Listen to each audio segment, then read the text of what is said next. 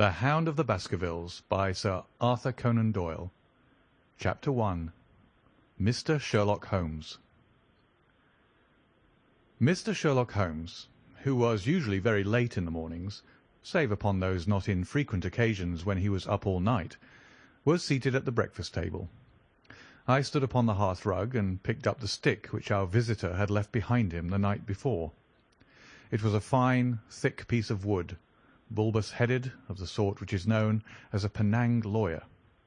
Just under the head was a broad silver band nearly an inch across. To James Mortimer, M.R.C.S., from his friends of the C.C.H., was engraved upon it, with the date 1884. It was just such a stick as the old-fashioned family practitioner used to carry, dignified, solid, and reassuring. "Well, Watson, what do you make of it?"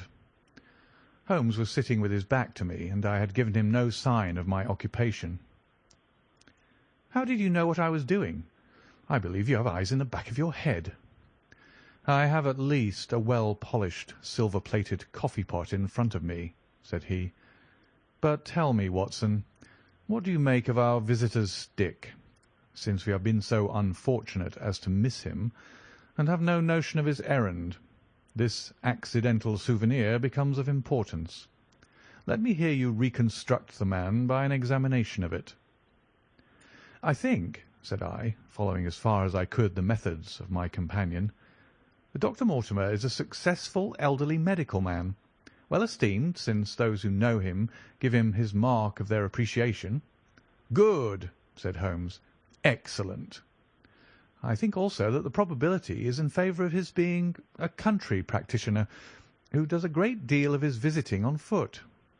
"Why so?" "Because this stick, though originally a very handsome one, has been so knocked about that I can hardly imagine a town practitioner carrying it. The thick iron ferrule is worn down, so it is evident that he has done a great amount of walking with it." "Perfectly sound," said Holmes. "And then again, there is the Friends of the C.C.H. I should guess that to be the something hunt, the local hunt to whose members he has possibly given some surgical assistance, and which has made him a small presentation in return." "Really, Watson, you excel yourself," said Holmes, pushing back his chair and lighting a cigarette. "I am bound to say that in all the accounts which you have been so good as to give of my own small achievements, you have habitually underrated your own abilities. It may be that you are not yourself luminous, but you are a conductor of light. Some people, without possessing genius, have a remarkable power of stimulating it. I confess, my dear fellow, that I am very much in your debt." He had never said as much before, and I must admit that his words gave me keen pleasure, for I had often been piqued by his indifference to my admiration and to the attempts which I had made to give publicity to his methods.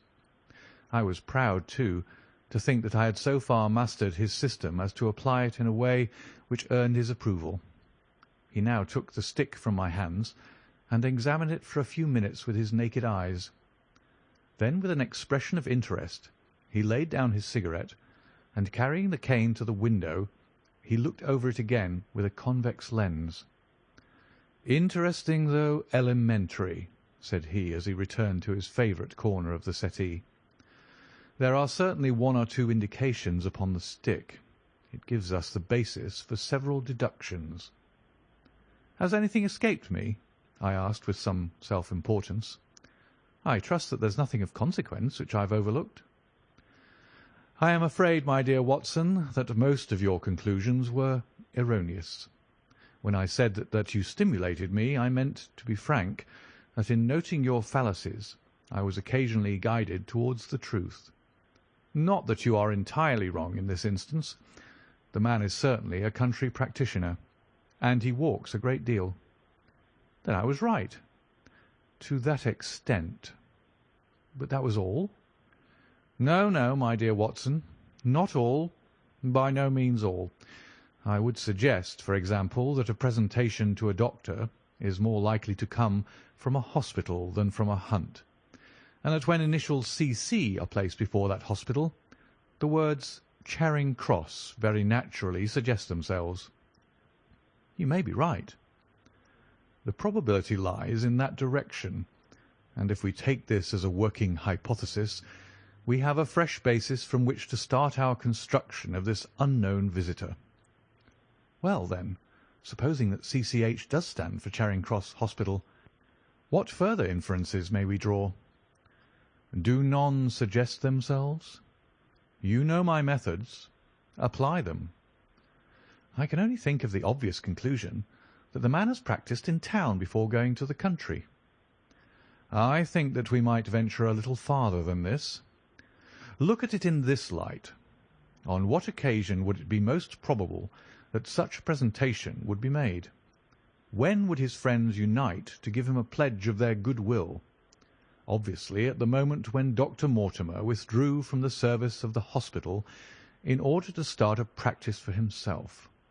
We know there has been a presentation.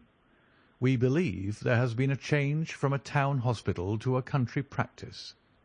Is it, then, stretching our inference too far, to say that the presentation was on the occasion of the change?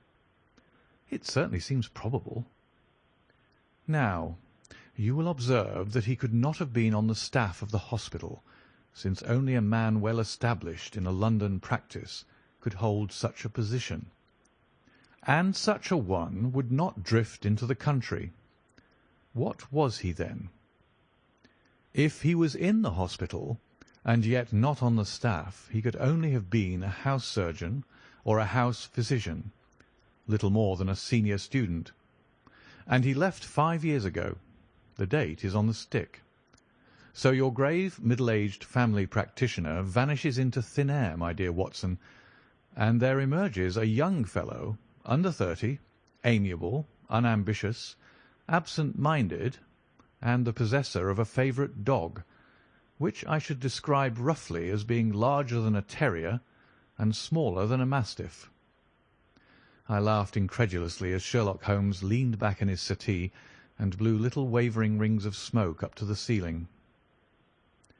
"As to the latter part, I have no means of checking you," said I, "but at least it is not difficult to find out a few particulars about the man's age and professional career."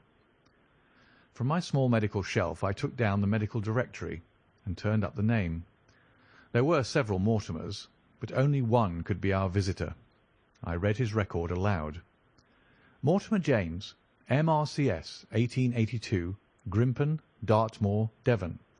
House surgeon from 1882 to 1884 at Charing Cross Hospital. Winner of the Jackson Prize for Comparative Pathology, with essay entitled "Is Disease a Reversion?" Corresponding member of the Swedish Pathological Society, author of Some Freaks of Atavism, Lancet, 1882. Do We Progress? Journal of Psychology, March 1883. Medical officer for the parishes of Grimpen, Thorsley, and High Barrow. No mention of that local hunt, Watson, said Holmes with a mischievous smile, but a country doctor, as you very astutely observed. I think that I am fairly justified in my inferences. As to the adjectives, I said, if I remember right, amiable, unambitious, and absent-minded.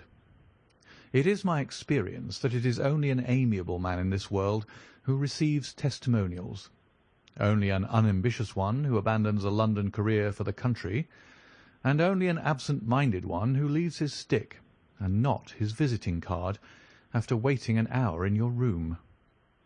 And the dog? Has been in the habit of carrying this stick behind his master. Being a heavy stick, the dog has held it tightly by the middle, and the marks of his teeth are very plainly visible.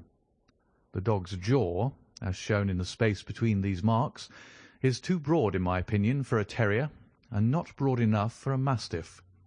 It may have been, yes, by Jove, it is a curly-haired spaniel. He had risen and paced the room as he spoke. Now he halted in the recess of the window. There was such a ring of conviction in his voice that I glanced up in surprise. "My dear fellow, how can you possibly be so sure of that?" "For the very simple reason that I see the dog himself on our very doorstep, and there is the ring of its owner. Don't move, I beg you, Watson. He is a professional brother of yours, and your presence may be of assistance to me. Now is the dramatic moment of fate, Watson, when you hear a step upon the stair which is walking into your life, and you know not whether for good or ill. What does Dr. James Mortimer, the man of science, ask of Sherlock Holmes, the specialist in crime? Come in." The appearance of our visitor was a surprise to me, since I had expected a typical country practitioner. He was a very tall, thin man with a long nose like a beak, which jutted out between two keen grey eyes, set closely together and sparkling brightly from behind a pair of gold-rimmed glasses. He was clad in a professional but rather slovenly fashion, for his frock-coat was dingy and his trousers frayed. Though young, his long back was already bowed, and he walked with a forward thrust of his head and a general air of peering benevolence. As he entered, his eyes fell upon the stick in Holmes's hand, and he ran towards it with an exclamation of joy. "I'm so very glad," said he. "I was not so sure whether I had left it here or in the shipping office. I would not lose that stick for the world." "A presentation, I see," said Holmes. "Yes, sir." "From Charing Cross Hospital?"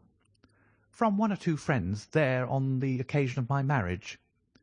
"Dear, dear, that's bad," said Holmes, shaking his head. Dr. Mortimer blinked through his glasses in mild astonishment. "Why was it bad?" "Only that you have disarranged our little deductions. Your marriage, you say?" "Yes, sir. I married, and so left the hospital, and with it all hopes of a consulting practice. It was necessary to make a home of my own." "Come, come, we are not so far wrong after all," said Holmes. "And now, Dr. James Mortimer." "Mr., sir, Mr. A humble M.R.C.S." "And a man of precise mind, evidently." "A dabbler in science, Mr. Holmes. A picker-up of shells on the shores of the great unknown ocean. I presume that it is Mr. Sherlock Holmes who I am addressing, and not—" "No, this is my friend Dr. Watson." "Glad to meet you, sir. I have heard your name mentioned in connection with that of your friend." "You interest me very much, Mr. Holmes. I had hardly expected so dolichocephalic a skull of such well-marked supraorbital development. Would you have any objection to my running my finger along your parietal fissure? A cast of your skull, sir, until the original is available, would be an ornament to any anthropological museum. It is not my intention to be fulsome, but I confess that I covet your skull." Sherlock Holmes waved our strange visitor into a chair. "You are an enthusiast in your line of thought, I perceive, sir, as I am in mine," said he. "I observe from your forefinger that you make your own cigarettes. Have no hesitation in lighting one." The man drew out paper and tobacco and twirled the one up in the other with surprising dexterity. He had long, quivering fingers, as agile and restless as the antennae of an insect. Holmes was silent, but his little darting glances showed me the interest which he took in our curious companion. "I presume, sir," said he at last, "that it was not merely for the purpose of examining my skull that you have done me the honour to call here last night and again to-day." "No, sir, no, though I am happy to have had the opportunity of doing that as well. I came to you, Mr. Holmes, because I recognise that I am myself an unpractical man, and because I am suddenly confronted with a most serious and extraordinary problem. Recognising as I do that you are the second highest expert in Europe." "Indeed, sir. May I inquire who has the honour to be the first?" asked Holmes with some asperity. "To the man of precisely scientific mind, the work of Monsieur Bertillon must always appeal strongly." "Then had you not better consult him?" "I said, sir, to the precisely scientific mind. But as a practical man of affairs, it is acknowledged that you stand alone. I trust, sir, that I have not inadvertently—" "Just a little," said Holmes. "I think, Dr. Mortimer, you would do wisely if, without more ado, you would kindly tell me plainly what the exact nature of the problem is in which you demand my assistance. End of Chapter 1.